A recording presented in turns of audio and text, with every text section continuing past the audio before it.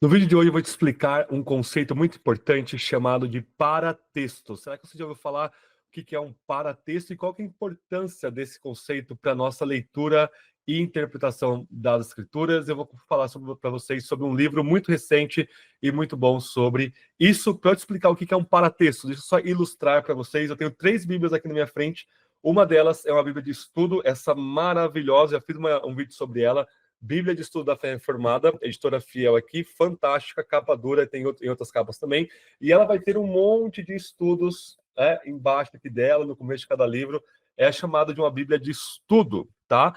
Além dela, eu tenho uma Bíblia normal aqui, que é considerada uma Bíblia sem estudo, uma Bíblia que eu uso para pregar, né? Então ela não tem, teoricamente, nada de estudo, só a letra grande da escritura mesmo, tudo bem? É uma Almeida século XXI, uma Bíblia muito boa. Tem também essa outra Bíblia aqui, que eu uso para os meus devocionais e para minha leitura. Ela é uma Bíblia que tem o grego e o hebraico, o Antigo e o Novo Testamento aqui em um volume só. E ela também, teoricamente, não tem nenhum estudo, tá? Então, se vocês abrirem aqui qualquer página, se vocês conseguirem ver aí, ela tem aí o texto hebraico do Antigo Testamento e o texto em grego do Novo Testamento, tá? Mas se eu disser para vocês que essas duas Bíblias aqui, tanto a Almeida século XXI quanto essa original aqui, que não tem nada além do texto, são Bíblias de estudo, tá?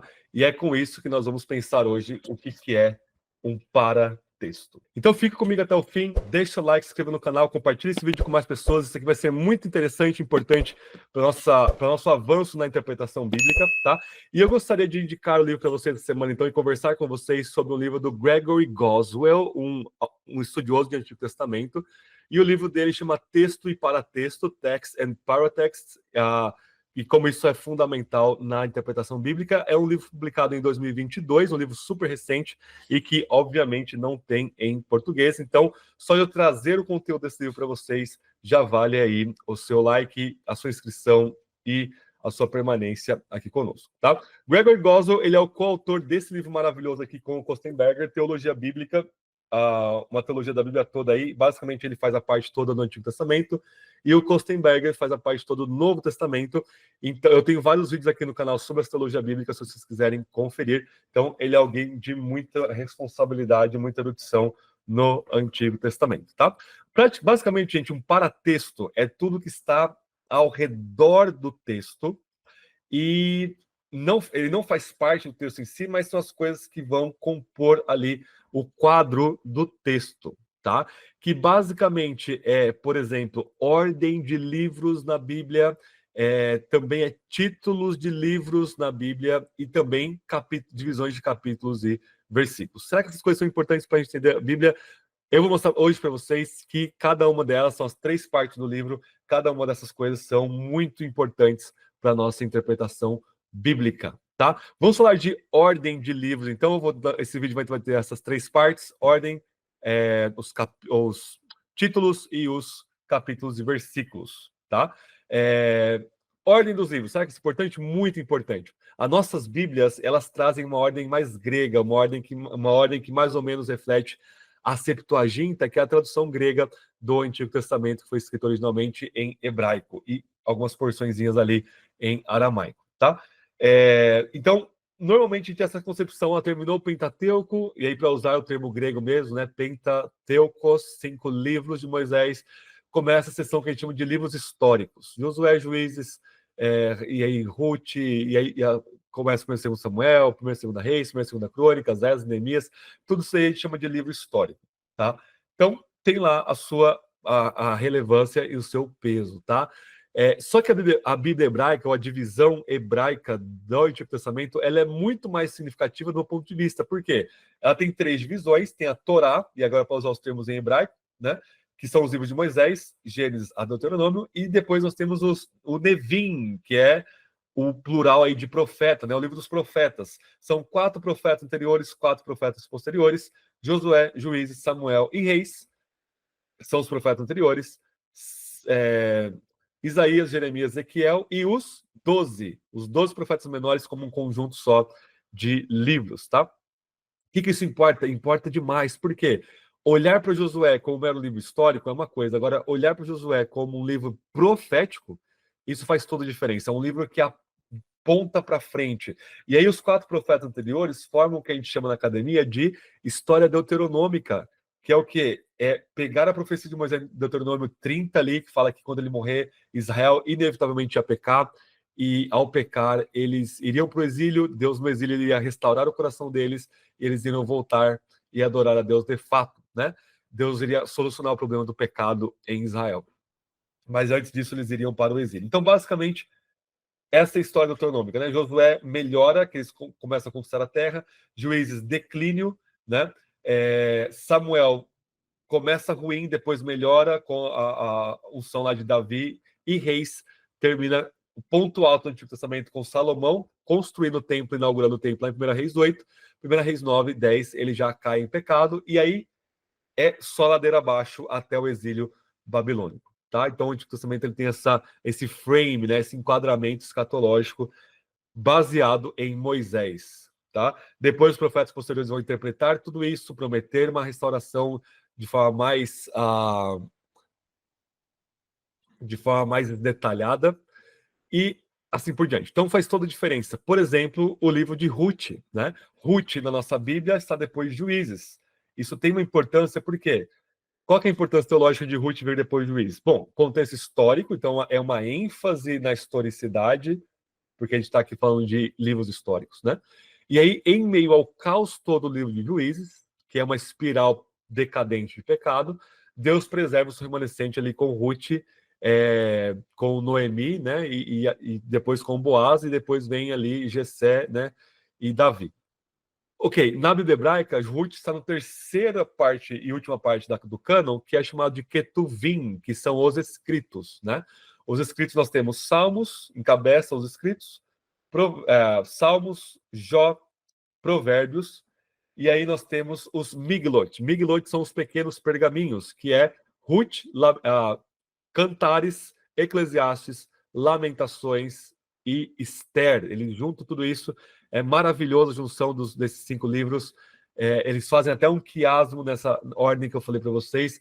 Mas Ruth vem depois de Provérbios, né? Ou seja, você termina de ler Provérbios, capítulo 31, sobre a mulher virtuosa, a mulher piedosa ali. E aí você tem uma encarnação dessa mulher virtuosa na pessoa de Ruth, uma moabita que se converte a Yahvé e se torna uma israelita ali, né? Faz um pouco de diferença, tá? Como nenhuma ordem bíblica é inspirada, ordem dos livros, né? A gente pode ter o melhor dos dois mundos, mas a gente precisa ter consciência dessas nuances, desses detalhes interpretativos com a ordem dos livros, né? Será que, por exemplo, a ênfase protestante na justificação pela fé e em Paulo é porque Paulo vem antes das cartas gerais? Não dá para saber, mas influencia, tá? Por exemplo, a última edição, que é 3 semanas atrás que eu gravando o vídeo, vai sair, que vai ser a do texto grego do Novo Testamento, a última edição crítica, que vai ser a base para NA 29, Nestor Aland, 29ª edição, ela vai seguir um manuscrito antigo, a ordem dele, onde as epístolas gerais, Hebreus a Judas, ela vem antes das cartas de Paulo, tá? Isso faz um pouco de sentido, porque muitas delas foram escritas antes das cartas de Paulo. Por exemplo, Tiago foi escrito antes de 1ª e 2ª Tessalonicenses e Gálatas, por exemplo, né? Então, isso é muito interessante. Colocar João no meio de Lucas Atos também é uma coisa que atrapalha muito, porque Lucas e Atos é um livro em 2 volumes, é uma continuidade. Eles deveriam estar juntos no cânon. Quando a gente chega lá a gente lê Lucas, que é o maior livro do Novo Testamento, e aí você tem João, aí você mergulha em João. Quando você chega em Atos, você talvez já esqueceu muito que você já leu em Lucas, e isso existem muitos paralelos na estrutura de Lucas Atos, que é muito importante. Então, ler Lucas em seguida ler Atos faz diferença na nossa interpretação de Atos, com certeza. Tudo bem? Pessoal, interrompendo o nosso vídeo rapidinho aqui para mostrar para vocês nosso espaço de membros aqui no canal. Aqui no canal, além de todo o conteúdo gratuito que a gente faz com muito amor para vocês, nós também temos nosso espaço de membros para aqueles que querem se aprofundar cada vez mais no estudo bíblico e no estudo teológico. E aqui nós temos o Seminário Avançado de Teologia e o Instituto de Linguagem Bíblica. No Seminário Avançado de Teologia, gente, nós temos aí cursos de teologia bíblica, histórica e sistemática num nível avançadíssimo, mas sempre numa linguagem acessível a todos, tanto que não precisa de nenhum pré-requisito para vocês entenderem as aulas.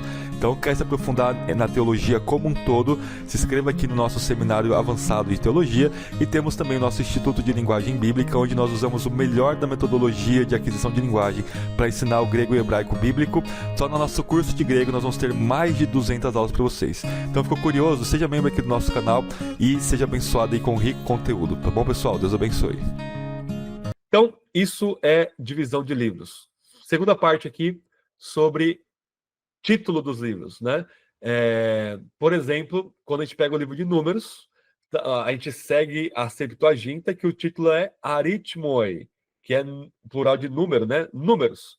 E aí você começa a ler, esse livro chama Números, começa com todo o censo de Israel lá, toda aquela contagem, toda aquela recapitulação dos capítulos 1 ao 10 ali, aí você fica, isso influencia a sua interpretação. Mas em hebraico, o Bemidbar, no deserto, o livro chama No Deserto. Opa, então depois dos capítulos iniciais, do capítulo 1 ao 10, Israel vai marchar no deserto. E essa é a parte importante do livro, importante no sentido central, literariamente centralizada ali. Por quê?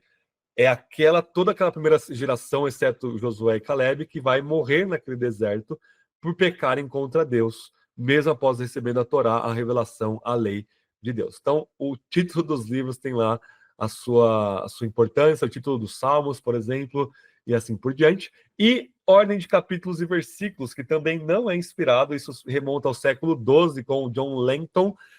Muitos dizem que ele estava cavalgando ali enquanto dividia, indo de uma vila para outra enquanto ele dividia a Bíblia em capítulos e versículos. É uma bênção, ajuda muito a gente a memorizar e se localizar ali em linhas da Bíblia, só que não é inspirado. Então, às vezes, um versículo é cortado no meio e começa um outro capítulo com a metade do versículo que era para ser juntado no anterior, e isso dá uma atrapalhada. Então você nunca para no versículo, você sempre continua até o próprio texto se mostrar terminando um capítulo ou um parágrafo ou uma seção ali do livro, tá? Por exemplo, Efésios 1, 4 e 5 é o mais clássico, né? No verso 3 ele fala assim, Paulo fala: bendito seja o Deus e Pai do nosso Senhor Jesus Cristo, que nos abençoou com todas as bênçãos espirituais dos lugares celestiais em Cristo Jesus, né? Bem como nos escolheu nele antes da fundação do mundo, né? Para sermos santos e irrepreensíveis e em amor. E sem amor, às vezes a Bíblia está no versículo 4, às vezes está no versículo 5, tá? Então, ele nos escolheu antes da fundação do mundo para sermos santos e irrepreensíveis em amor. Nossa santidade e repreensibilidade vem na atmosfera do amor, ou amor liga o verso 5. E em amor nos predestinou para filhos adotivos. Estou falando de cabeça aqui, né? Mas esse em amor, às vezes, é cortado no meio ali, e você não sabe onde liga. E, na verdade, você tem que consultar a gramática do texto grego no original para ver a relação sintática ali na frase, né? Isso tudo faz muita diferença, tá? Esse é o livro Texto e Paratexto do Gregory Goswell. Greg Goswell, muito bom, fantástico. Tem algum insight desse livro aqui na teologia bíblica dele, que é um livro posterior, tá? E esse é um livro que deveria estar traduzido ou sendo traduzido para o português. Não está, então, de nada, esse conteúdo aqui a mais para vocês. Então, na sua leitura bíblica, presta atenção nesses detalhes, na ordem dos livros, nos títulos, nas divisões dos capítulos e versículos, porque isso é instrutivo, isso traz significado, querendo ou não querendo, tá? É por isso que eu ia dizer, como nós começamos esse vídeo, toda a Bíblia é uma Bíblia de estudo, inescapavelmente vai ter paratexto, vai ter elementos que vão correr em paralelo junto com o texto, que podem ajudar, ajudam demais, mas às vezes podem atrapalhar também, como no caso dos versículos ou do título de Números, né? É isso aí, pessoal. Gostaram do conteúdo dessa semana? Deixe seu like, se inscreva aqui no canal e até o nosso próximo vídeo. Deus abençoe.